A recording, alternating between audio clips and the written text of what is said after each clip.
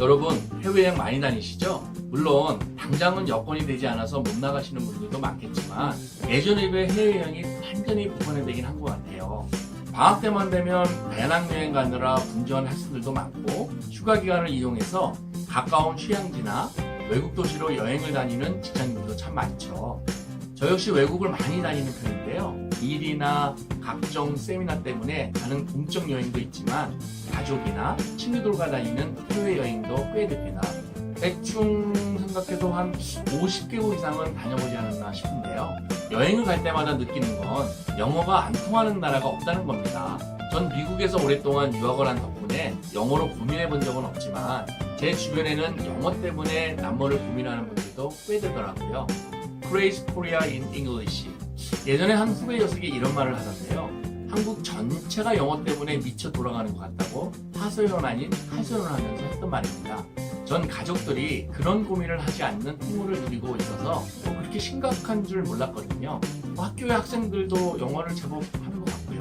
아무튼 이런저런 이유로 외국을 많이 다니다 보면 영어를 잘 못하는 분과 동행을 하게 되는데 그때 영어의 중요성을 새삼스럽게 깨닫곤 합니다.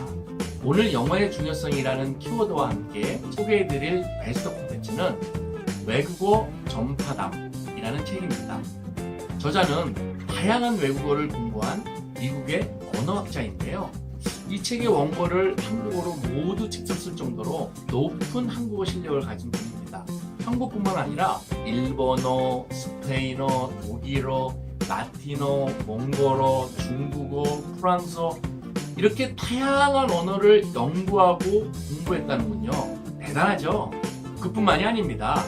맹자를 공부하면서 한문을 인간의 언어가 아닌 컴퓨터와 인간의 소통수단이라고 할 수 있는 프로그래밍 언어와 컴퓨터 운영체계의 기본 코드까지 정말 다양한 언어와 함께 40년이라는 시간을 보낸 말 그대로 폴리그라 다중언어 구사자인데요. 이런 정도의 실력을 가진 분이 해주는 외국어에 관한 이야기라니 읽기도 전에 흥미롭지 않나요? 그런데 막상 이 책을 읽기 시작하면 아마 대부분의 독자들은 금방 지루함을 느끼게 될 겁니다. 왜냐하면 이 책은 영어는 이렇게 공부해라 하는 식의 공부 방법론을 다루는 책이 아니기 때문입니다. 물론 저자는 외국어 교수자로서의 경력도 화려합니다. 한국에서 영어를 가르치고 일본 교토 대학에서는 외국어 교육학을, 가고시마 대학에서는 일본인 학생들에게 한국어를 가르치기도 했다는군요.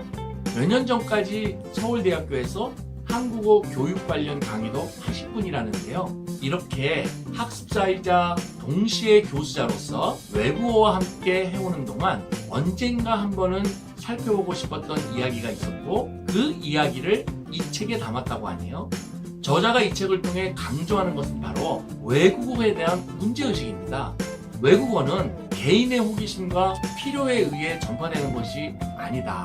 그 전파의 과정은 시대에 의해 좌우되며 역사의 변화에 의해 영향을 받는다. 자, 저자는 이런 말로 외국어의 전파 요인을 정의해주고 지금 여러분이 배우고 있는 그 외국어가 어떤 경로로 지금의 자리와 지위를 차지하고 있는지를 보라고 조언해줍니다. 책을 따라가다 보면 자연스럽게 주요 세계사도 살펴볼 수 있는데요. 언어 자체에 대한 이해도 역시 같이 높아지는 걸 느낄 수 있는 좀처럼 만나기 힘든 고급 컨텐츠니까 꼭 읽어보세요. 여러분, 앞에서 소개한 후배 녀석의 말처럼 우리나라는 영어에 미친 것처럼 보일 수도 있습니다. 외국계 회사인 저희 회사는 특성상 모든 임원회의는 영어로 진행하고 있고 또 많이 외국을 다녀본 저로서는 그 말에 쉽게 동의할 수가 없더라고요.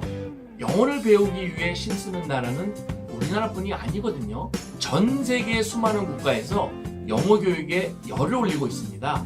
지구에서 살고 있는 이상 영어는 이미 필수적인 언어가 돼버린 겁니다.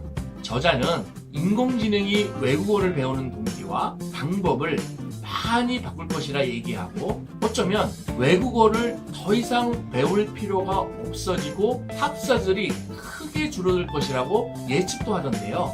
물론 언젠가는 그냥 각자의 모국어로 말을 해도 인공지능의 힘을 빌어서 저절로 번역이나 통역이 돼서 우리가 이해되는 날이 올 수도 있습니다.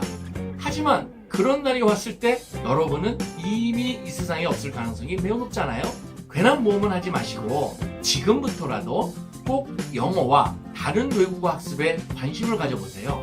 사회적으로 성공하고 싶은 자기계용자라면, 그런데 만약 영어를 자유롭게 구사하지 못한다면 모든 취미생활을 접더라도 가장 우선적으로 영어를 정복하라고 말씀드리고 싶습니다.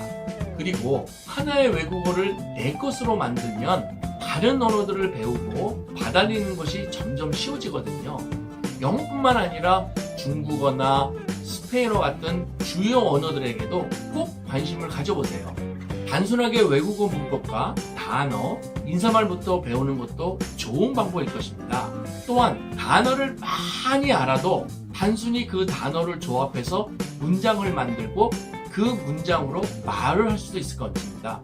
하지만 정말 진지하게 외국어 실력을 키우고 싶다면 언어 자체에 대한 역사적, 문화적 이해를 하는 것이 꼭 필요하다는 사실을 기억하시고 열심히 공부하면서 계속 화이팅 하세요.